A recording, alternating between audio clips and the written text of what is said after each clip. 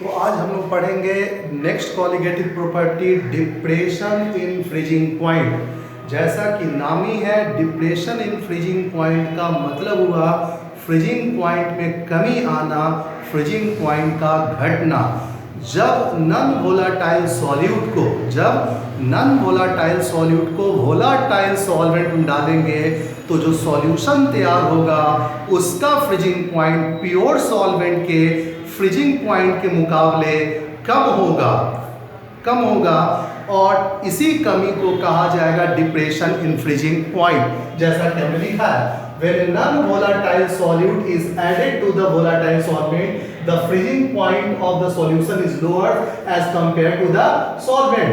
The difference of the freezing point of the pure solvent, यानी जो solution है और जो प्योर सॉल्वेंट है उसके फ्रीजिंग पॉइंट में जो डिफरेंस होगा उसे कहेंगे हम लोग डिप्रेशन इन फ्रीजिंग पॉइंट। हमने पहले ही बताया, जब नॉन वोलाटाइल सॉल्यूट को वोलाटाइल सॉल्वेंट के अंदर डालेंगे तो जो सॉल्यूशन तैयार होगा उसका फ्रीजिंग पॉइंट प्योर सॉल्वेंट के फ्रीजिंग पॉइंट तुलना में कम होगा और जितना कम होगा उसे ही कहा जाएगा डिप्रेशन इन फ्रीजिंग पॉइंट। यानी और डिप्रेशन इन फ्रीजिंग पॉइंट को डेल्टा टीएफ के द्वारा डिनोट किया जाएगा। तो डेल्टा टीएफ बराबर T not F minus TF, जहां डेल्टा टीएफ का मतलब depression in freezing point, T not F का मतलब freezing point of a pure solvent और टीएफ का मतलब freezing point of A solution.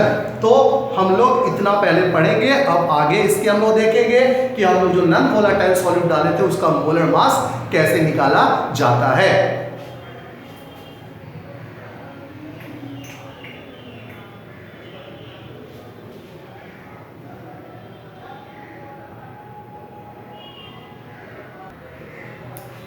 अब हम लोग बात करेंगे, जैसा कि हमने बताया था, नॉन वोलाटाइल सॉल्यूट का मोलर मास निकालेंगे।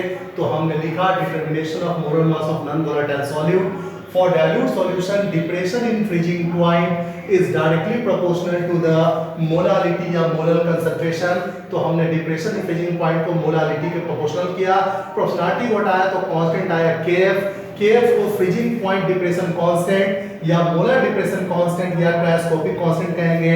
फिर से यहाँ पे दो क्वेश्चन बड़ा इंपॉर्टेंट है, क्वेश्चन पूछा था बोर्ड में, what is molar depression constant KF, the ratio of delta TF यानी depression freezing point and molarity is called molar depression constant. फिर उसके बाद इसका यूनिट पूछेगा तो ऊपर में हम लोग टेम्परेचर को मापते हैं केल्विन में, मोलारिटी का यूनिट होता है मोल पर केजी, तो यूनिट ऑफ केएफ आ जाएगा केल्विन केजी मोल इनवर्स, और नीचे लिख दिया KF depends upon the nature of the solvent.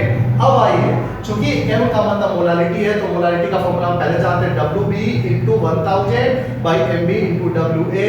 WB का मतलब given mass of solute, MB का मतलब मोलर मास ऑफ सॉल्यूट जो निकालना है, WA का मतलब गिवन मास ऑफ सॉल्वेंट।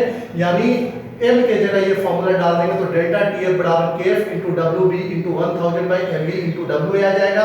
चूंकि हम लोग को MB निकालना है, मोलर मास निकालना, तो MB को इधर लाते हैं तो KF * WB * 1000 by delta TF * WA।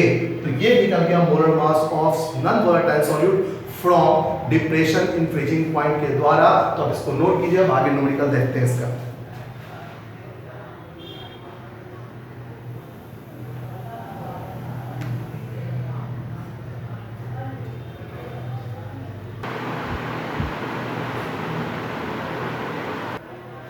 तो चलिए अभी हम लोग अब डिप्रेशन इन फ्रीजिंग पॉइंट पे सवाल बनाते हैं।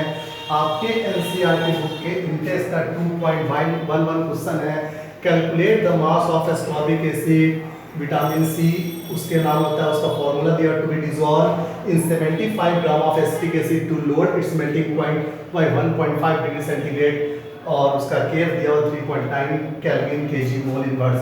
तो सबसे पहले calculate the mass of ascorbic acid का मतलब होता है हम लोग को गिवन मास ऑफ सॉल्यूट यानी WB निकालना है।